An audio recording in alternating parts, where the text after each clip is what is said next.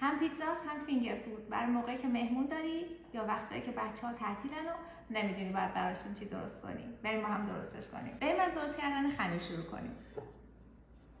تمام مواد رو می‌ریزم تو کاسه همزن. اگر همزن ندارید با دست با دور متوسط ورز میدم تا یه خمیر نرم و لطیف به دست بیاد.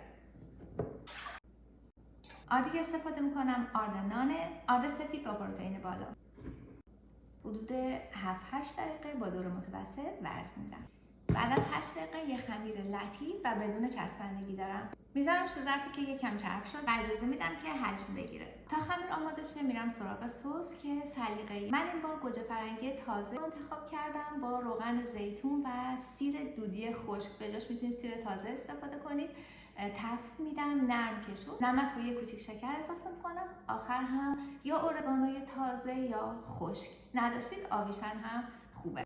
آماده شد. باید آب نداشته باشه و حالت سس بگیره. مواد روی پیتزا که کاملا سلیقه‌ایه، اما اگر از گوشتای سرد استفاده میکنید بهتره همزمان با پنیر 2-3 دقیقه آخر اضافه کنید که خشک نشن. سطح کار احتیاج به آردپاشی نداره.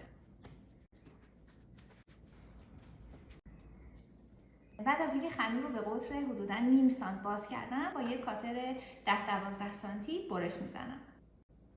حالا این خمیرها رو میچینم توی 2 تا سینی، روشون رو میپوشونم و اجازه میدم یه ربع استراحت کنه و بعد مواد روش رو میذارم. یه ربع تموم شد، مواد روی به جز پنیر و گوشت رو میریزم و میذارم توی فر. 2 دقیقه آخر اون دوتا رو هم اضافه میکنم.